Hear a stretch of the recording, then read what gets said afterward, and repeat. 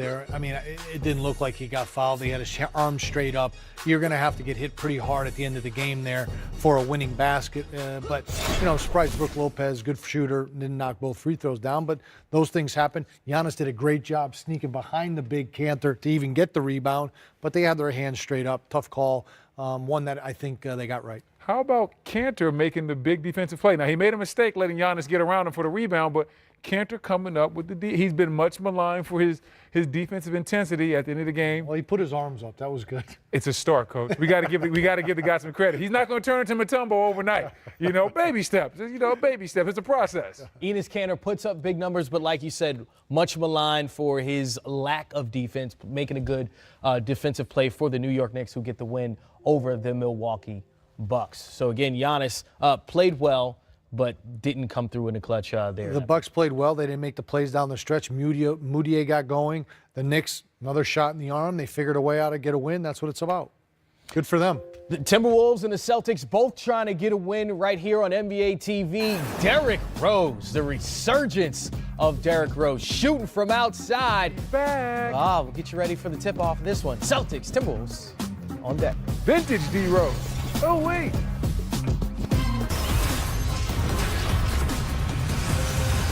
The return of Steph Curry. You see him in street clothes, but guess what, fellas? He's suiting up and playing tonight against the Detroit Pistons after missing the last 11 games. You know what else that means? The fans, they get to see the pregame routine in all its glory. That game set to tip off in a little while. 7 games tonight, all starting all over the next hour. Look at that, Milwaukee Bucks and the New York Knicks in the fourth quarter right now. And, of course, the Kings and the Pacers in the night at 10 o'clock. Welcome to Game Time Live, presented by State Farm. Brendan Hayward, Benny Del Negro, Chris Miles here with you this evening. We're ready to get you ready for the Timberwolves and the Celtics. That's coming up at 8 right here on NBA TV. Fellas, tonight marked the return of the baby-faced assassin. Steph Curry has missed the last 11 games with that groin injury. What are you expecting from him tonight? Well, he's just got to be excited to be out there on the court. He's going to be aggressive. The numbers speak for themselves. The numbers don't lie. He's obviously an MVP for a reason. What he can do with the basketball, not only shooting the basketball, but the confidence he'll bring to the rest of the guys. He's an amazing player. Brendan, he was playing at an MVP level before he got hurt. Yeah, I mean, we know what Steph's going to do. Steph was having a great season. I think he's going to continue that. He's going to work his way back in. He's not going to force the action. He knows in Golden State that ball will eventually make its way around to him. But it's just great to see him back on the court. I know his teammates love having him back. KD might be the best player on that team. Steph is the most important.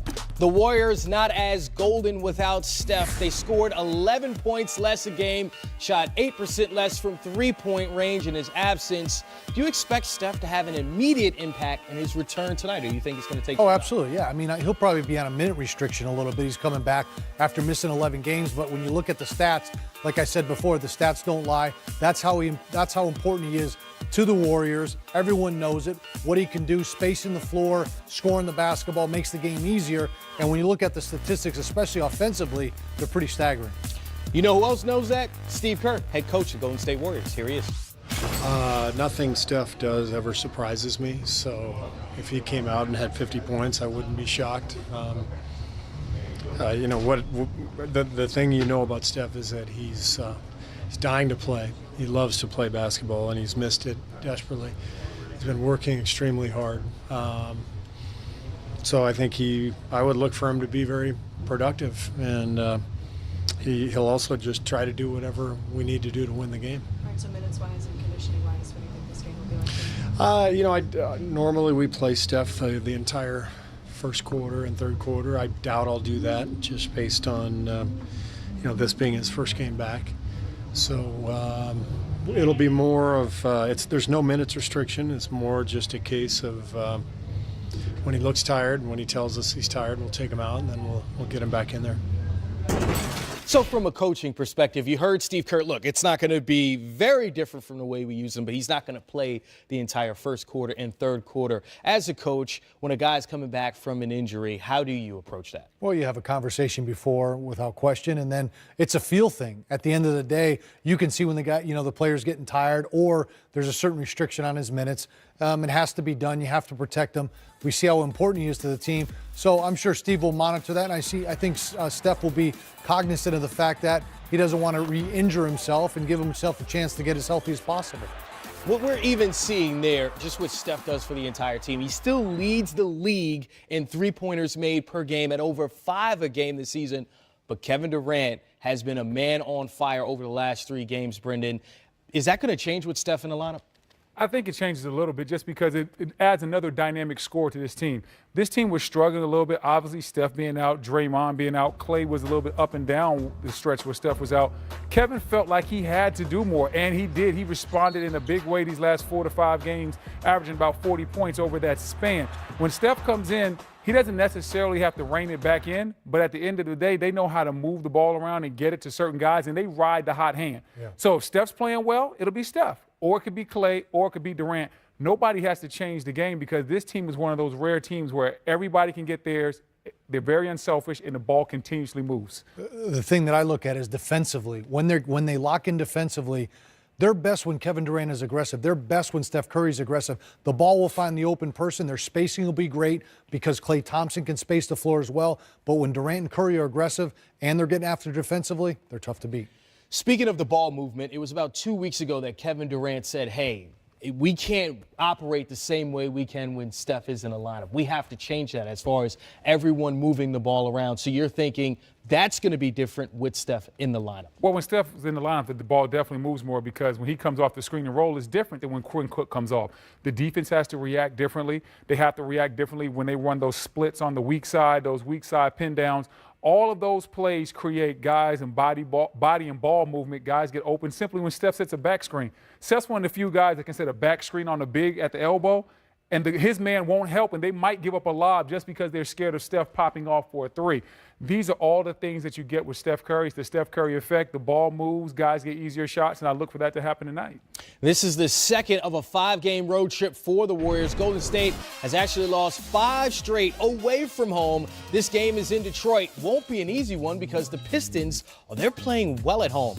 They've won 4 straight at home in their current home span. So what are you expecting in this particular matchup with the Warriors and the Pistons? Well, Blake Griffin's playing at an incredible level. Drummond's playing at an incredible level. They're going to have to control the glass, control their turnovers. And the thing Detroit will need to do tonight is the thing Steph does. Spacing will be so much better now with Steph, and their transition spacing will be great. So Detroit's transition defense, taking the 3 off, controlling their turnovers, and no second shots. They can, with Blake and DeAndre, with Drummond, they have to control the glass. It's going to be an interesting battle. This is a battle of perimeter versus the Power, post. yeah. And that's what I like, the speed and quickness versus the power and the strength of Detroit. Detroit's going to try to get that thing done inside. They're going to try to pound the glass with Drummond and Blake Griffin. They're going to try to post you up inside. There is nobody on Golden State with Draymond out that can guard Blake Griffin inside and out. They're going to go to that matchup. They play well together. They look for each other for lobs. Drummond having arguably his best season in his career.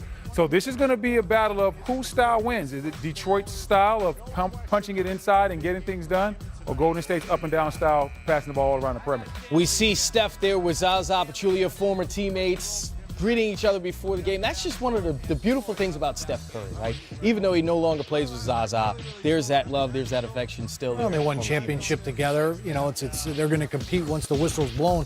But the thing that I want to see too, Blake Griffin's assist tonight will be key for Detroit. Yeah, these guys seem like they're in good spirits before the game. Kevin Durant also greeting Zaza, but Andre Drummond had his 6th 2020 games so far this season for the Pistons. When you look at how the league is, right, the inside, the out, these big men on the perimeter, and then you look at the Golden State Warriors, what they try to do defensively against a guy like Drummond, do you expect him to have a big game? I expect him to have a very big game. First of all, Drummond's playing well, and he's improved. His footwork has improved. His touch around the basket has improved. I think he's gotten better shape than he was early on in his career, and you can tell by the way he's rebounding, 16 rebounds per game. He's getting out in transition. What I look for tonight is for Drummond to have a big game inside, especially when he plays big. Sometimes he likes to show that he can put it on the floor and do a little bit of that. Tonight's not the night for that. Run the court, seal big inside, cause a problem, get fouled, do what you have to do, dominate the paint. They have to dominate. Detroit and Drummond especially have to dominate the paint if they want to win this game. And when you look at this matchup, you think, oh, Steph Curry returning. The Warriors are going to be back to being the Warriors. But if you look at the flip side of that coin, in Detroit, they've won 8 of their last 12. Again, 4 straight at home. Blake Griffin, Andre Drummond clearly playing well together. Also, Reggie Jackson finding his groove with this team. Is that just Dwayne Casey figuring it all out with this group? And is this who they're going to be all season? Well, I mean, Blake's playing at an all-star level, and the stat that I love there is he leads the team in assists. So tonight, Blake's job is going to have to be to get guys easy baskets, drumming on some lobs, some penetration. Blake can be like a guard at times, the way he handles the ball. Reggie Jackson will have to be very productive, not only on the high pick and roll, but in his leadership with the transition defense, getting back and trying to take some threes away. So it's going to be a good matchup. Like Brendan said, power versus the three ball. Who's going to be physical enough to control the paint? Tempo will be very important in this game.